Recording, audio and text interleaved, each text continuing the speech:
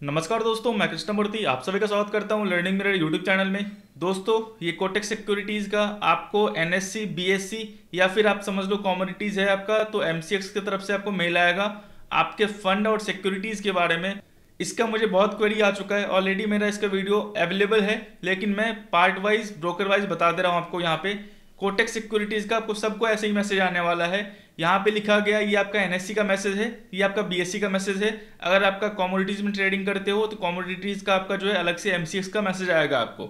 यहाँ पे आपका सिक्योरिटीज जो है आपका, यहाँ पे देखो Kotak Securities on 11/06/2022 reported your fund balance are minus इतना, securities balance zero, fund balance securities balance होता क्या है बताने वाला हूँ। This excludes your bank DP and PMS balance with the broker NSC. Example बोलता हूँ, अगर आपने कोई डिपॉजिटरी मतलब मान लो डीमेट में जो भी होल्डिंग्स है आपका, या फिर मान लो आपका पीएमएस कोई आपने ले रखा है, या फिर आपका कोई बैंक बैलेंस है, वो आपको यहाँ पे नहीं दिखाएगा। जो भी आपका फंड्स है, जो भी आपका सिक्योरिटीज है, यहाँ पे दिखाने वाला है। सेम मैसेज आपका बीएससी का भी है। यहाँ पे देख लो, बैंक डीपी और पीएमएस बैलेंस नहीं काउंट होगा। फंड बैलेंस का सिंपल मीनिंग है, फंड बैलेंस का मतलब होता है आपका पैसा उस ब्रोकर के अकाउंट में उस डेट को एंड ऑफ द डे कितना था। मान लो आपका इक्विटी है तो इक्विटी 330 को क्लोज होता है मार्केट, तो 3:30 PM को 11 जून 2022 को 21 मई 2022 को वो डिपेंड करता है आपको वीकली मैसेज आता है या मंथली मैसेज आता है। जो भी डेट होगा लिखा होगा आपका, मतलब इस डेट को एंड ऑफ द डे आपके फंड्स में इतना पैसा था। माइनस में है तो मान लो आपने कुछ ब्रोकरेज जनरेट किया होगा, फंड में पैसे नहीं होंगे तो माइनस चला गया होगा पैसे आपका। मान लो अकाउंट मेंटेनेंस चार्ज जनरेट हो गया, आपके फंड में पैसे नहीं है तो वो माइनस हो गया। या फिर कोई एक्स्ट्रा चार्जेस जो जनरेट होगा आपके ब्रोकर की तरफ से, लेकिन आपके फंड में पैसा नहीं है तो ये आपको माइनस कर देगा। अगर प्लस में है तो मतलब मान के चलना वो पैसे आपके फंड्स में उस डेट को थे। एक कॉन्सेप्ट और क्लियर कर दूं आपको, सर मेरा पैसा फिलहाल मेरे फंड में 1 लाख रुपीज़ है, लेकिन मेरा यहाँ पे 11 जून को जो है ये दिखा रहा है -1000। तो क्या मुझे मेरे फंड में तो पैसे हैं लेकिन ये माइनस क्यों दिखा रहा है? मैं क्या बोला हूँ आपको, इस डेट को आपके 11 को जो डेट का आपको मैसेज आया हुआ उस डेट को आपके फंड्स में पैसे माइनस में ही होंगे। आपने फिर से पैसे ऐड किए होंगे तो आज के डेट में वो पैसा कुछ और दिख रहा है। तो आज का जो मैसेज आएगा आपको नेक्स्ट वीक या फिर मान लो नेक्स्ट मंथ, उसमें आपका 1 लाख रुपीज़ दिखेगा एंड ऑफ द डे। समझ गए? तो आज के फंड्स को कंपेयर मत करना पीछे वाले फंड से, माइनस वाले फंड से। फंड्स का मतलब सिंपल है कि इस डेट को एंड ऑफ द डे आपके फंड्स में कितना पैसा था। अगर आपको कुछ चार्जेस लगा है, पैसे नहीं थे तो माइनस में दिखाएगा, अगर पैसे थे तो आपको प्लस में दिखाने वाला है। सिक्योरिटीज बैलेंस मतलब आपका स्टॉक्स, आपका स्टॉक्स जो आपके ब्रोकर के डीमेट अकाउंट में पड़ा हुआ है। फिलहाल से भी ये जो है रूल बंद कर दी हुई है, आप स्टॉक प्लेज करते हो तो वो आपके डीमेट में ही रहता है। पहले की बात बोल रहा हूं, जब आप स्टॉक प्लेस करते थे 6 महीने पहले, तो ब्रोकर जो है आपके डीमेट अकाउंट से स्टॉक को अपने डीमेट अकाउंट में ले रहा था।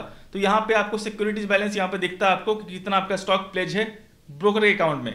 अगर मान लो ब्रोकर आपसे स्टॉक मांग रहा है तो यहाँ पे आपको नंबर्स दिखेंगे, तो समझ लेना वो स्टॉक जो है आपके ब्रोकर के अकाउंट में प्लेज है, आपने जो है मार्जिन के लिए स्टॉक्स को ट्रांसफर किया है। अगर जीरो दिख रहा है तो कोई दिक्कत की बात नहीं है। यहाँ पे एक और कॉन्सेप्ट है, सर मेरे डीमेट में तो स्टॉक्स हैं लेकिन यहाँ पे सिक्योरिटी जीरो क्यों दिख रहा है? मैंने क्या बोला है, यहाँ पे ये आपका bank balance, depository balance, CDS NSDL का और पीएमएस बैलेंस नहीं दिखाता है। तो आपको जीरो यहाँ दिखा रहा है तो आपको डरने की बात नहीं है कि मेरे स्टॉक्स डीमेट में कुछ भी नहीं है लेकिन यहाँ जीरो दिखा रहे हैं। इसका मतलब सिंपल ये हुआ, आपका स्टॉक्स प्लेज कितना है आपके ब्रोकर के डीमेट अकाउंट में। अगर कुछ भी प्लेज नहीं है, आपने प्लेज किया है, प्लेज भी आपके डीमेट अकाउंट में है, तो आपको यहाँ जीरो ही दिखेगा। तो पैनिक मत होना, सेम एनएससी का है, सेम बीएससी का है। सिंपल टर्म समझ गए? ऐसे ही आपको मैसेज आने वाला है।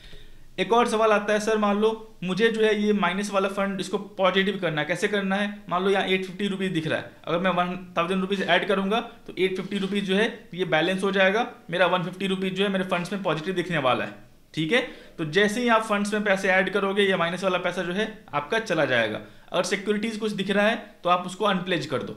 जो भी अनप्लेज यहाँ पे दिख रहा है आपको अनप्लेज सिक्योरिटीज कर दो, जो सिक्योरिटीज है आपके वो आपके रिलीज हो जाएंगे। मेनली सिक्योरिटी जीरो ही दिखता है क्योंकि सेबी ने बंद कर दिया है, आप जो है ब्रोकर के डीमेट अकाउंट में, पूल अकाउंट में सिक्योरिटी ट्रांसफर करोगे। मान लो आपने अकाउंट ओपन किया, छोड़ दिया, एएमसी चार्ज लग रहा है, तो जाहिर सी बात है वो फंड बैलेंस माइनस में दिखेगा आपको। तो आपको क्या करना है, तो अकाउंट क्लोज कर दो, डीमेट क्लोज कर दो, ट्रेडिंग क्लोज कर दो, या फिर आप फंड से ऐड कर लो माइनस को पॉजिटिव में लाने के लिए।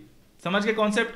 सिंपल कॉन्सेप्ट था, लेकिन दिक्कत होती है इन्वेस्टर्स को, तो बता दिया मैंने आपको। कोटेक सिक्योरिटीज में ऐसा मैसेज आए, पैनिक मत होना। फंड्स जो भी डेट होगा उसके एंड ऑफ द डे में कितना आपका पैसा उस ब्रोकर के साथ पड़ा हुआ है वो दिखाएगा, और सिक्योरिटीज बैलेंस आपके स्टॉक्स कितने ब्रोकर के डीमेट अकाउंट में प्लेज पड़े हुए वो दिखाने वाला है। तो और जीरो है तो कुछ भी पैनिक में नहीं लेना। आपने स्टॉक्स प्लेज किया तो वो भी डीमेट अकाउंट में है आपके, आपको पैनिक नहीं लेना है। मेनली ये जीरो दिखाता है, ठीक है। आपका बैंक बैलेंस, डिपॉजिटरी बैलेंस और पीएमएस बैलेंस यहाँ पे दिखाता नहीं है, कोई दिक्कत की बात नहीं, समझ गए।